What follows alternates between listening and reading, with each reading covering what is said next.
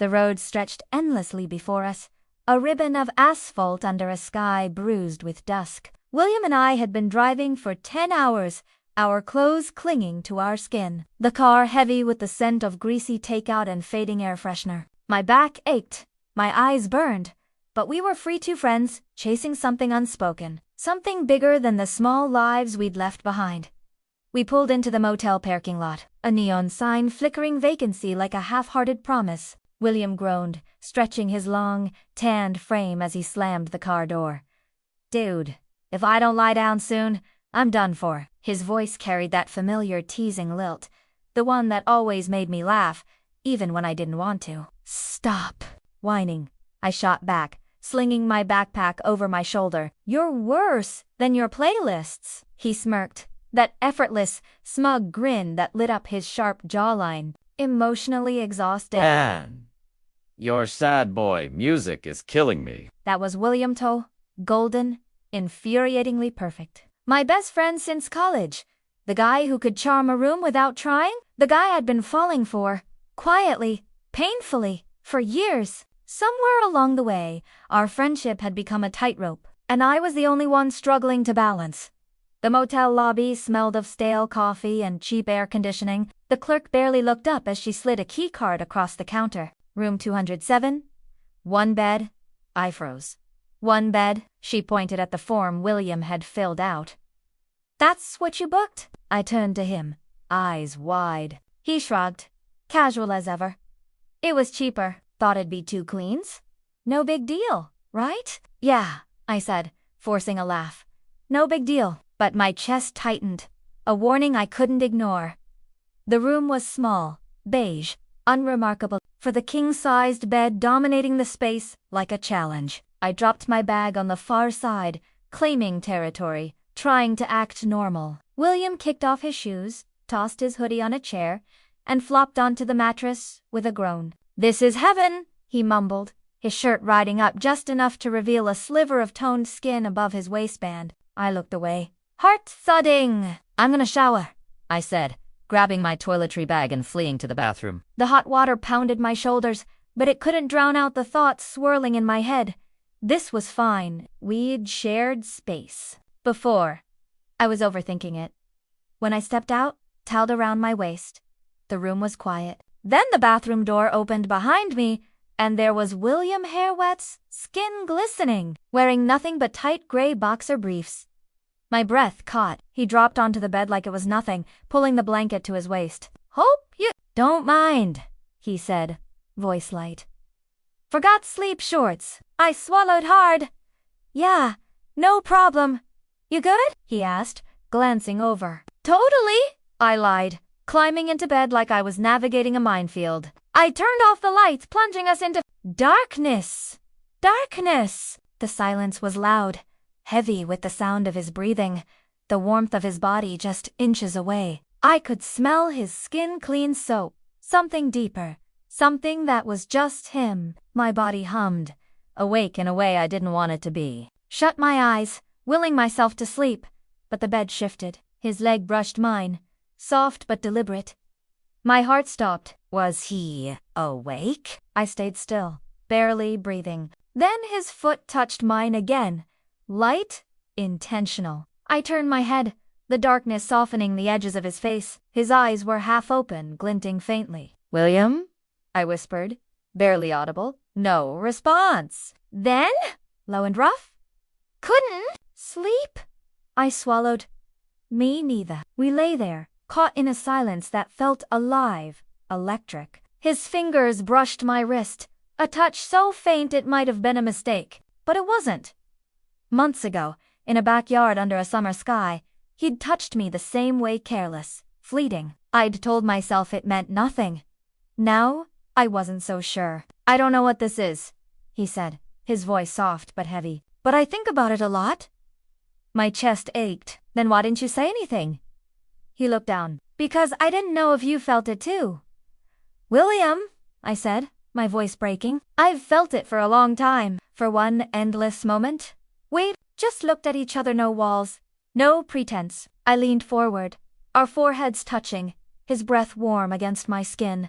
My heart pounded, ready to spill everything I'd held back. Then the phone rang, shrill and jarring.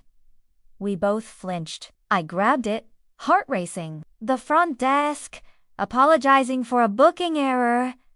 We'd have to switch rooms in the morning. I hung up. The moment shattered. William sat up, rubbing his face. "We should sleep," he said, his voice distant. "Yeah," I whispered, already mourning the closeness we'd lost. Morning came too soon, a thin strip of light cutting through the curtains. William was asleep, his back to me, the blanket low on his hips. I watched the rise and fall of his shoulders, replaying his words in my head. I don't know what this is, but I think about it a lot. Had it been real? Or had the phone call broken it into something we'd pretend never happened? He stirred, eyes blinking open, landing on me. "Hey," he said, voice rough. "Hey, I echoed, We stayed like that, silent, fragile. I didn't dream it, right?" I asked, half expecting him to laugh it off. He rolled onto his back, staring at the ceiling. "No, you didn't." I sat up, rubbing my neck. "You shut down last night," he exhaled. "Yeah, sorry. It scared me." "I just need to know what that was," I said, my voice steady despite the ache. "Because I can't pretend nothing's changed." He sat up too, elbows on his knees. "It scared the hell out of me," he admitted. "I didn't expect to feel this. Not with you. Not like this." His eyes met mine, raw, unguarded. "I don't know what this is," he said, "but I don't want to run from it." For the first time, I didn't feel alone in this. We packed in silence, but it wasn't heavy anymore. Buzzed with possibility. As he pulled on his shirt, I caught his gaze, and he didn't look away. He stepped closer, his hand brushing my waist, skin to skin, just for a second. "Can I tell you something?" he whispered, his breath warm against my ear. Yeah. I don't. "Know what I want yet," he said. "But I want to find out, with you." I nodded, words failing me. We left the room, but something followed you, a spark, a beginning. That afternoon, at a gas station in the middle of nowhere, he leaned in close, his voice low. "Last night wasn't the last time." The words hung between us, heavy with promise. We didn't say much after that, but the silence wasn't empty. It hummed with something new, something alive dotted our next stop. A quiet Airbnb in a sleepy town. We faced another room, another bed. "Dea, Williams Markdo. Bit familiar? Huh?" I laughed, the tension easing. But that night, when he stepped out of the shower, towel around his waist, something shifted. He looked at me. No hesitation, no fear. He dropped the towel, crossed the room, and pulled me close. His kiss was fire-agent, real, everything we'd been too scared to say. We tangled in the sheets, breathless, alive. Afterward, he whispered, "Tell me this isn't a mistake." I traced his spine, slow and sure. "It's not." He rested his forehead against mine. "I never thought I'd let this happen.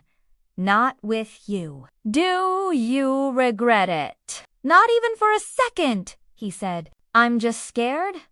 "Me too," I admitted, but the silence that followed was soft, peaceful. "You're not just a friend anymore," he said, and it was enough. Morning brought reality. Sunlight spilled across the bed, and William was still there, his arm over my chest. But when he woke, something flickered hesitation. He pulled away. "Not far, but enough." "Last night was a lot," he said, avoiding my eyes. "Yeah," I agreed, my stomach sinking.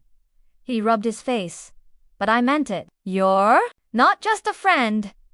We dressed, packed, hit the road. The silence was heavier now. No jokes, no music. At a crowded diner, reality crashed in. Brandon, a loud college friend, spotted us. William's mask slid back uneasy, untouchable. He laughed too hard, lied too icily, calling us the odd couple to deflect Brandon's smirk. After Brandon left, I couldn't stay quiet. "You didn't have to lie. It wasn't the time," he said, staring out the window. "Is there ever going to be a right time for you?" He didn't answer. The rest of the day, We drove in silence, a wall growing between us. That night, in our last motel, we stayed on opposite sides of the bed. The space felt like a chasm. I couldn't take it anymore. "William," I whispered. "What are we doing?" His jaw tensed. "I don't know. I'm trying." "That's not enough," I said, sharper than I meant. "I can't be what you reach for only in the dark." "You do matter," he said, voice cracking. "You do." "Then show me," I said. "When it's hard? When it counts?" He went silent. Too long. I got up, wrapped a blanket around me, and sat by the window, staring at nothing. Then I heard footsteps. He knelt beside me, his hand shaking as he took mine. "You're the first person I've ever wanted like this," he said. "The first who made me think I could be more? You might lose something," I said, squeezing his hand, "but you'll gain something too." He looked at me, eyes wet. "Like what?" "Someone who loves you exactly as you are." His breath caught. We stayed. Their foreheads touching. No pressure, no pretending. In the morning, he held my hand as we checked out. He didn't let go, not when the receptionist stared. Not when a group of guys laughed too loud by the door. For the first time, we didn't flinch. The road ahead was long, uncertain, but we were in it together. And that was enough.